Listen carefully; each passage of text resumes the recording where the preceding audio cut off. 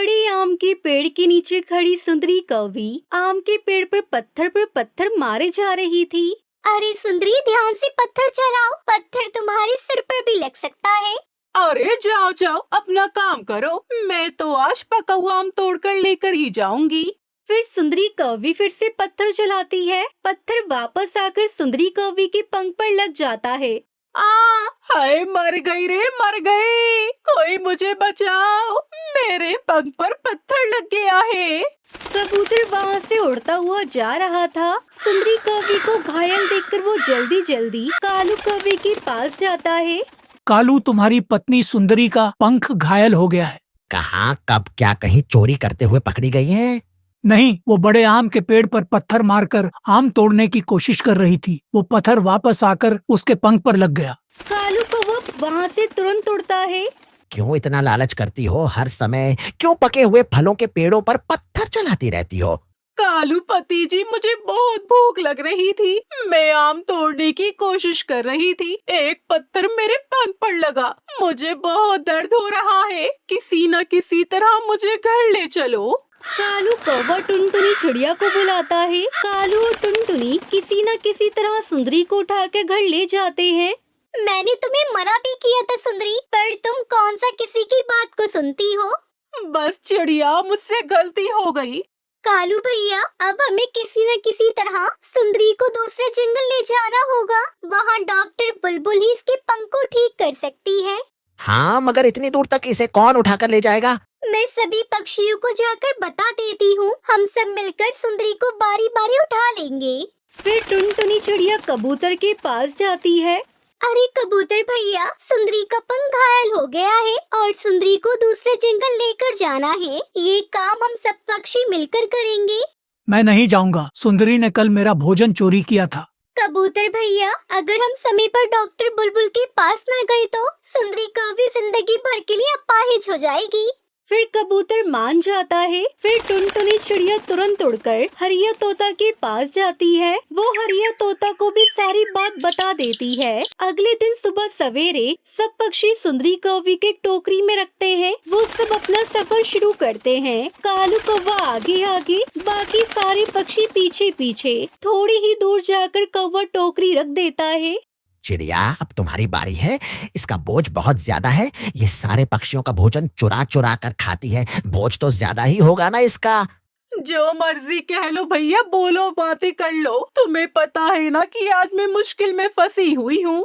फिर टुनटुनी चिड़िया सुंदरी कौवी की टोकरी उठाती है। सफर फिर से शुरू हो जाता है। चिड़िया के बाद सुंदरी कौवी की टोकरी कबूतर उठाता है। बार बार उठने के बाद सुंदरी कौवी को तो मजा ही आने लग गया था। आखिर पक्षी सुंदरी कौवी को डॉक्टर बुलबुल के पास ले जाते हैं और डॉक्टर बुलबुल सुंदरी कौवी का पंख चेक करती है। इसका पंख तो बहुत घायल है, इसको ऑपरेशन करना पड़ेगा। शाम तक ऑपरेशन करूंगी, इसके शरीर में खून की बहुत कमी है। ऐसा करो कि इसे अच्छे अच्छे मीठे रसीले फल खिलाओ ताकि इसका खून बने और फिर मैं इसका ऑपरेशन कर दूंगी। आधा खून तो इसने मेरा पी लिया है, फिर भी इसमें खून की कमी है। सुंदरी कालू की तरफ घूर कर देखती है। कालू कौवा चुप हो जाता है। मैं मीठा फल लेकर आती हूँ और मुझसे अनार का जूस भी ले आऊंगी। कहते हैं अनार के जूस से खून बनता है। फिर सब पक्षी सुंदरी के लिए मीठे और तरह तरह की चीजें लेने के लिए वहाँ से चले जाते हैं। टुनटुनी चिड़िया मीठा फल लाती है। सुंदरी कौवी मजे मजे से खाने लगती है। मिट्ठू तोता लाल रंग का अमरूद लेकर आता है और कबूतर उसके लिए अनार का जूस लाता है। सुंदरी कौवी मजे ही कर रही थी।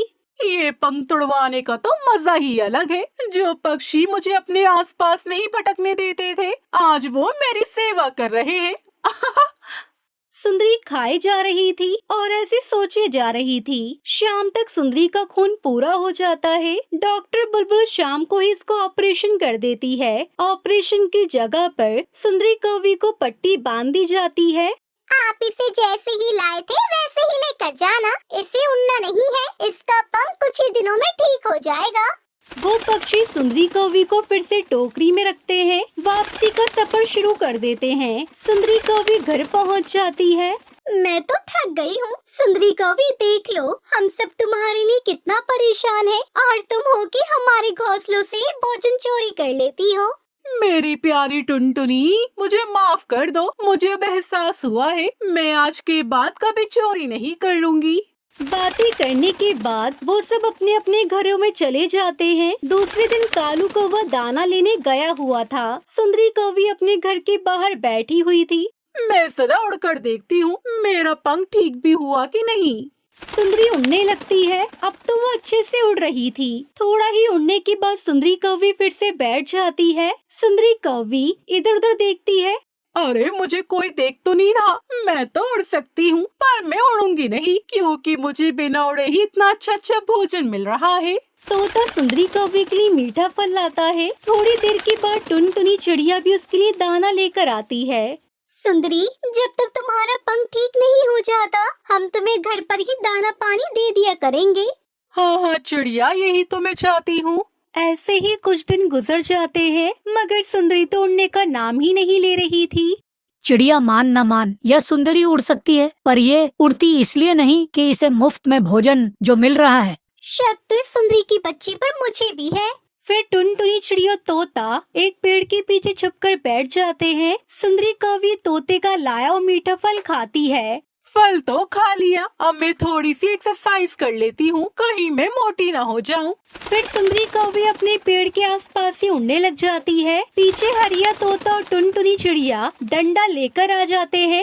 अरे सुंदरी, तुम तो उल्लू बना रही हो हम सबको। टुनटुनी चिड़िया तोते के पंख में डंडा देखकर सुंदरी कौवी तो ऐसे भागती है जैसे कभी उसका पंख घायल ही नहीं हुआ था। ये सब देखकर पक्षी हंसने लगते हैं। टुनटुनी चिड़िया अपने पति बंटी कबूतर और एक बेटी लूसी कबूतरी के साथ एक गांव में रहती थी। टुनटुनी का पति मजदूरी का काम किया करता था। वो लोग बहुत ही गरीबी की हालत में रहते थे। बहुत मुश्किल से 2 वक्त का खाना मिल पाता था। बंटी की माँ भी काफी बूढ़ी और बीमार थी। उनकी जिंदगी इसी तरह चल रही थी कि अचानक एक दिन बंटी कबूतर को काफी तेज बुखार आता है और सही इलाज न मिल पाने के कारण उसकी मृत्यु हो जाती है। टुनटुनी के पति का एक छोटा भाई कालू कौवा भी था, जो बहुत चालाक किस्म का कौवा था। भाई की मृत्यु के बाद वो थोड़े दिन उसके परिवार और माँ की सेवा का नाटक करता है। कालू अपनी माँ से कहता है, देखो माँ, भाई की तो अब मृत्यु हो चुकी है। भाभी तो जाकर खेतों में काम करेंगी नहीं, सो मुझे ही सब देखना पड़ेगा। इन कागजों पर अंगूठा लगा दो, बाकी भाभी और बच्चों की चिंता मत करो, उनका सारा खर्च मैं उठा लूंगा। बूढ़ी माँ कालू की बातों में आकर अंगूठा लगा देती है, पर कालू बहुत मक्कार निकलता है। 2-4 दिनों में वो जमीन को औने पौने दाम में बेचकर गांव से फरार हो जाता है। कैसा कपूत पैदा किया मैंने, जो अपने ही घर को बर्बाद करके भाग गया। अब हम लोग क्या करेंगे। टुनटुनी चिड़िया पर तो दुखों का पहाड़ टूट पड़ा। वो सोचने लगती है, मैंने तो आज तक कोई काम नहीं किया, कभी घर से बाहर नहीं निकली। अपनी बच्ची और अपनी बूढ़ी सास का कैसे ख्याल रखूंगी। भगवान ने हमारे साथ बहुत अन्याय किया, घर का एकमात्र सहारा हमसे छीन लिया। कुछ दिन बीतने के बाद खाने पीने का जो थोड़ा बहुत सामान था वो सब खत्म हो गया। अब तो न घर में राशन था और न ही पैसे बचे थे। टुनटुनी अपनी सास से कहती है, माँ जी, जो भी पैसे जुड़े हुए थे वो सब खत्म हो गए हैं। कुछ दिन तो कट गए, पर अब आगे का कुछ सोचना पड़ेगा। अब बस केवल थोड़े से दाल और चावल ही बचे हैं। आज का ही खाना बन पाएगा, कल से मुझे कुछ काम ढूंढने जाना पड़ेगा। मैं बहुत चिंतित हूँ कि तुम लोगों को अकेला छोड़कर मैं काम पर कैसे जाऊँ। बहू, तू चिंता बिल्कुल ना कर। तू तो भगवान की इतनी पूजा करती है, वो जरूर तेरी मदद करेंगे। अब अपनी बेटी और सास को खाना खिला देने के बाद केवल थोड़ा सा ही खाना उसके लिए बचा। टुनटुनी जैसे ही खाना खाने के लिए बैठी, तभी बाहर से आवाज आती है, क्या कोई इस घर पर है? इस भूखे तोते को भी खाना खिला दो। बूढ़े तोते की आवाज सुनकर टुनटुनी चिड़िया तुरंत बाहर आती है और उन्हें बैठने के लिए कहती है। टुनटुनी ने अपने लिए जो थोड़े से दाल और चावल रखे थे वो उस बूढ़े तोते को देने के लिए प्लेट में डालकर ले आती है।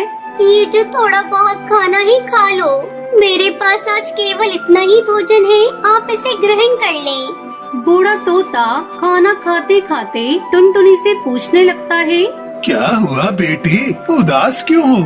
टुनटुनी उस बूढ़े तोते को सारी कहानी बताते हुए कहती है, मेरे पति की मौत हो चुकी है और कमाई का कोई जरिया नहीं है। आज तो राशन भी खत्म हो गया है। मुझे समझ नहीं आ रहा कि अपनी छोटी बच्ची और बूढ़ी सास को छोड़कर कैसे बाहर काम पर जाऊं, और यदि काम नहीं किया तो इनके लिए खाना कहां से लाऊंगी। बूढ़ा तोता टुनटुनी की सारी बातें सुनकर उससे कहता है, तुमने ये जो दाल चावल बनाए थे इनमें बहुत ही स्वाद था। तुम्हारे हाथ में स्वाद है। घर के बाहर ही तुम दाल चावल का ठेला क्यों नहीं लगा लेती, जिससे तुम्हें घर छोड़कर कहीं जाना भी नहीं पड़ेगा और तुम्हारी कमाई का जरिया भी बन जाएगा। मैं तुम्हें एक नमक का पैकेट देता हूँ। ये एक जादुई नमक है। तुम अपने खाने में इसी पैकेट से नमक डालना, फिर देखना तुम्हारा सारा खाना हाथों हाथ बिक जाएगा और तुम्हें कभी पैसे की कोई परेशानी भी नहीं होगी। ये कहते हुए बूढ़ा तोता टुनटुनी चिड़िया को एक नमक का पैकेट देता है। आपको बहुत बहुत शुक्रिया काका, आपने तो मेरी समस्या हल कर दी। अब मैं घर पर रहकर ही सब काम कर लिया करूँगी और मुझे अपनी बच्ची को छोड़कर कहीं दूर भी नहीं जाना पड़ेगा। तुम बहुत ही अच्छे दिल की चिड़िया हो। तुम्हारे मन में लोगों के लिए दया भाव है और तुम लोगों की मदद करना चाहती हो, इसलिए मैं तुम्हें ये जादुई नमक दे रहा हूँ। ये तुम्हारी बहुत मदद करेगा। और हाँ, ये याद रखना, ये पैकेट कभी भी खाली नहीं होगा।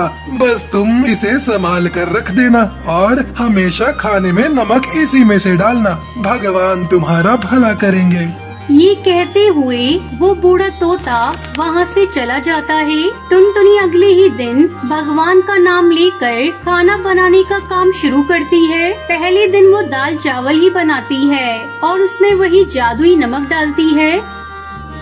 पहले ही दिन कुछ पक्षी टुनटुनी से दाल चावल खरीद कर खाते हैं, तो उसके दाल चावल के स्वाद से वो पक्षी बहुत खुश होते हैं। वाह बहन, क्या बात है। ये दाल चावल तो बहुत ही स्वादिष्ट है। हम भी रोज घर में दाल चावल बनाते हैं, परंतु ऐसा स्वाद तो कभी भी नहीं आया।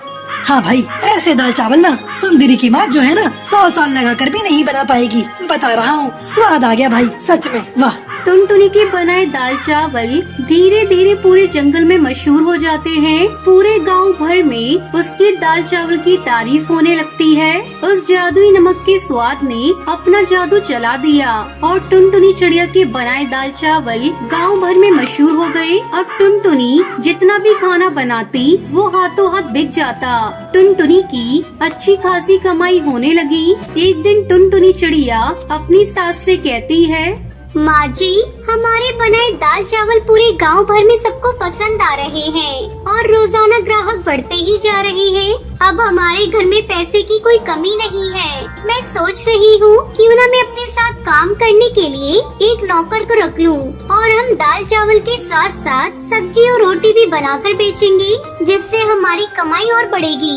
हाँ हाँ, क्यों नहीं बेटी। तुम इतने मन से और साफ सफाई से खाना बनाती हो तो खाने में तो स्वाद आएगा ही। तुम इसी तरह मेहनत करती रहो, भगवान तुम्हें सफलता देंगे। कुछ दिन बाद कालू कौवा घर वापस लौटा। वो अपनी माँ और भाभी से माफी मांगते हुए कहता है, मुझे माफ कर दो माँ और भाभी, मैंने आप दोनों के साथ बहुत बुरा किया। मुझे अपनी गलती का एहसास है। अगर भाभी तुम्हारे पास कोई काम हो तो मुझे रख लीजिए, मैं आपके काम में हाथ बटा दूंगा। टुनटुनी चिड़िया बहुत सोचकर बोली, ठीक है, मैं तुम्हें एक और मौका दे देती हूँ। तुम आज से ही मेरे ढाबे पर काम कर सकते हो। अब कालू कौवा कुछ दिन तक टुनटुनी चिड़िया के साथ अच्छे से काम करता है और उसे टुनटुनी चिड़िया के जादुई नमक का पता चल जाता है और वो सोचने लगता है, अगर मैं इनका जादुई नमक का पैकेट चुरा लूं, तो मैं भी इससे अच्छा खाना बनाऊंगा। उसमें वैसा ही स्वाद आएगा जैसा कि टुनटुनी के खाने में आता है। बस फिर क्या था, कालू कौवा लालच में आकर टुनटुनी के जादुई नमक में से थोड़ा सा नमक चुरा लेता है। टुनटुनी की बेटी ये सब देख लेती है। वहीं दूसरी ओर कालू कौवा टुनटुनी के चुराए हुए नमक से खाना बनाकर अपना ठेला लगाता है और सभी पक्षियों से कहता है, आइए आइए और कालू के ठेले पर आकर स्वादिष्ट खाना खाइए। कुछ पक्षी कालू के ठेले पर खाना खाने आते भी हैं, पर जैसे ही वो पक्षी खाना मुंह में डालते हैं उसे थूकने लगते हैं। थू थू थू थू थू है, इतना बेस्वाद और गंदा खाना। इसमें तुमने मसाले डाले हैं या जहर डाला है भाई? है, थू थू थू थू। हमारे सारे पैसे बर्बाद कर दिए हैं। ये खाना तो कोई जानवर भी नहीं खाएगा। लाओ हमारे पैसे वापस करो। सभी पक्षी कालू को भला बुरा कहने लगते हैं और अपने पैसे वापस लेकर वहाँ से चले जाते हैं। वो बहुत दुखी होता है कि उसने तो पैसे उधार लेकर बहुत सारा खाना बना लिया था, परंतु सारा खाना बर्बाद हो गया, जिससे उसका बहुत बड़ा नुकसान हुआ। अगले दिन कालू रोते हुए टुनटुनी से माफी मांगने जाता है। उसे समझ में आ गया था कि एक भली चिड़िया के साथ बुरा करने और चोरी करने का अंजाम उसे मिल गया है। कालू कौवे को अपनी गलती समझ आ जाती है और उसके बाद से वो ईमानदारी के साथ टुनटुनी चिड़िया के यहाँ काम करने लगता है। बंटी कबूतर भुट्टे तोड़ रहा था, तभी वहाँ एक गरीब कौवा आया। मुझे भूख लगी है, कबूतर भाई कुछ खाने को दे दो। बंटी ने उसे देखा तो तरस खाकर एक भुट्टा उसे तोड़कर दे दिया। भुट्टा खाने के बाद गरीब कौवा बहुत खुश हुआ। वाह, तुम्हारे खेत के भुट्टे तो बहुत ही स्वादिष्ट है। ईश्वर करे तुम्हारे खेत में सोने के भुट्टे हो। इतना कहकर वो गरीब कौवा उड़ गया। बंटी को उसकी बात पर हंसी आ गई। अरे बुद्धू कहीं के, भला सोने के भुट्टे भी किसी के खेत में उगे हैं आज तक? अरे इसकी जगह पर अच्छी खेती का आशीर्वाद देता तो कुछ बात भी थी। अगले दिन जब बंटी भुट्टे तोड़ने पहुंचा तो खेत में दूर से ही सोने की तरह चमकता एक भुट्टा दिखाई दिया। बंटी ने पास जाकर देखा तो आश्चर्य से उसकी आंखें खुली की खुली रह गईं। उस भुट्टे के सभी दाने सोने की तरह ठोस थे और चमक रहे थे। बंटी वो भुट्टा लेकर जौहरी तोताराम के पास गया। जौहरी तोताराम जी, आपको तो सोने की बहुत पहचान है। और नहीं तो क्या, मैं खालिस सोने को सूंघ कर पहचान सकता हूँ। बंटी ने उसे अपना भुट्टा दिखाया। अच्छा, जरा चेक करके बताइएगा कि क्या ये शुद्ध सोने का है या नहीं। तोताराम ने भली प्रकार उस भुट्टे का परीक्षण किया। अरे बंटी, ये तो खरे सोने के दानों से बना भुट्टा है। तुम्हें ये कहाँ से मिला? तुम्हें इससे क्या, तुम ये बताओ कि इस भुट्टे की क्या कीमत दोगे? मैं तुम्हें इसके 50,000 रुपए दे सकता हूँ। ये सुनकर उसकी आंखों में चमक आ गई। उसने वो भुट्टा तोताराम को बेच दिया। इसके बाद प्रतिदिन बंटी के एक सोने का भुट्टा मिलने लगा। बंटी बहुत ही अमीर हो गया। बंटी के पास जितना ही ज्यादा पैसा बढ़ता गया, उतना ही वो कंजूस और लालची होता गया। उसने भुट्टे का एक और बड़ा खेत खरीद लिया और कुछ मजदूर भी रख लिए। वो मजदूरों को खेत में देर से बुलाता था और मजदूरों से पहले ही खेत में पहुंचकर वो सोने का भुट्टा तोड़ लेता था। एक दिन वो तोताराम के पास भुट्टा बेचने गया तो तोताराम से रहा नहीं गया और उसने पूछ ही लिया। अरे बंटी, ये तो बताओ कि रोज रोज तुम इतने शुद्ध सोने के दानों से भरा भुट्टा लाते कहाँ से हो? मेरे खेत में सोने के भुट्टे उगते हैं, वहीं से लाता हूँ। अरे भला ऐसा भी होता है कभी कि खेतों में सोने के भुट्टे? झूठ मत बोलो, सच सच बताओ। तुम बहुत सवाल जवाब करते हो। आगे से मैं अपने सोने के भुट्टे शहर में बेचूंगा। ये कहकर बंटी कबूतर अपना भुट्टा लेकर चला गया। बंटी कबूतर दिन पर दिन चिड़चिड़ा और गुस्सैल होता जा रहा था। वो अब किसी से भी सीधे मुंह बात नहीं करता था, पर तोताराम भी कम नहीं था। एक दिन उसने उसका पीछा किया और उसे सुनहरा भुट्टा तोड़ते हुए देख लिया। अगले दिन होने से पहले ही वो बंटी के खेत में पहुंचकर सुनहरा भुट्टा तोड़ लाया। जब बंटी को पता चला कि उसका सुनहरा भुट्टा चोरी हो गया है तो उसे लगा कि ये उसके खेत में काम करने वाले मजदूरों का ही किया धरा है। मेरा सुनहरा भुट्टा किसने चुराया है? मालिक, कौन सा सुनहरा भुट्टा? हम इस बारे में कुछ भी नहीं जानते। सुबह का पहला भुट्टा तो हमेशा आप ही तोड़ते हैं। हम सब तो देर से काम पर आते हैं। अरे झूठ मत बोल, जरूर तुम लोगों को मेरे सुनहरे भुट्टे का भेद पता चल गया है और तुम लोगों ने ही मेरा भुट्टा चुराया है। आज के बाद तुम लोगों को काम पर आने की कोई जरूरत नहीं है। ऐसा मत करिए मालिक, हमने आपके भुट्टे नहीं चुराए। हम तो ईमानदारी की कमाई खाने वाले सीधे साधे पक्षी हैं। अगर आपने हमें नौकरी से निकाल दिया तो हमारे बच्चे भूखे मर जाएंगे। अरे तो मैं क्या करूं? मैंने क्या तुम्हारे बच्चे पालने का ठेका लिया है? आज के बाद तुम सब मुझे अपनी शक्ल भी मत दिखाना। बंटी कबूतर के खेत में काम करने वाले सभी मजदूर पक्षी और चिड़िया रोते रोते चले गए। बंटी अब अपने खेत का काम स्वयं देखने लगा। वो सुबह से लेकर शाम तक अपने खेतों की निगरानी ही किया करता था। न दिन में चैन से रह पाता था, न रात में चैन से सो पाता। सोने के भुट्टो के लालच ने उसे अंधा कर दिया था। वो पागलों की तरह दिन रात अपने खेत में ही चक्कर लगाया करता था। एक दिन वो खेत में काम कर रहा था, तभी एक अजनबी चिड़िया वहाँ आई। भैया, मुझे बहुत भूख लगी है, कुछ खाने को दे दो, भगवान तुम्हारा भला करेगा। चल भाग यहाँ से, मेरे पास खाने को कुछ भी नहीं है, मुझे परेशान मत कर। कैसी बात करते हो, इतना बड़ा भुट्टे का खेत है, इसमें से भुट्टा ही तोड़ कर दे दो, एक भुट्टे से तुम्हारा क्या नुकसान हो जाएगा। अरे क्यों दे दूं? ये भुट्टे मैं बाजार में बेचूंगा तो मुझे पैसे मिलेंगे। मैं तुम्हें क्यों मुफ्त में अपने भुट्टे दे दूं? मैं तो तुम्हें अपने खेत की मिट्टी भी न खाने दूं। चल भाग यहाँ से। जिस प्रकार तुम मुझे अपने खेत की मिट्टी तक नहीं देना चाहते, भगवान करे खेत मिट्टी ही उगले। इतना कहकर वो अजनबी चिड़िया वहाँ से उड़ गई। बेवकूफ कहीं की, भला खेत भी मिट्टी उगलता है क्या? बंटी ये भूल गया कि खेत तो सोने के भुट्टे भी नहीं देते, पर पिछली बार एक अजनबी के आशीर्वाद से उसके खेत ने सोने के भुट्टे दिए थे। अगली सुबह जब बंटी अपने खेत में पहुंचा तो उसका पूरा खेत खाली पड़ा था। उसके खेत के सारे भुट्टे गायब हो गए थे। बंटी के आश्चर्य का ठिकाना ना रहा। अचानक उसका भरा खेत खाली कैसे हो गया? वहाँ किसी प्रकार के पेड़ या पौधों का नामो निशान नहीं था, मानो कभी कुछ बोया ही नहीं गया हो। बंटी कबूतर समझ गया कि उस अजनबी चिड़िया का ही श्राप लगा है। अब पछताए होत क्या जब चिड़िया चुग गई खेत। एक घने जंगल में बहुत से पशु पक्षी अपना घर बनाकर रहते थे। उसी जंगल में एक टुनटुनी चिड़िया रहा करती थी। टुनटुनी का घर बहुत पुराना और टूटा फूटा था।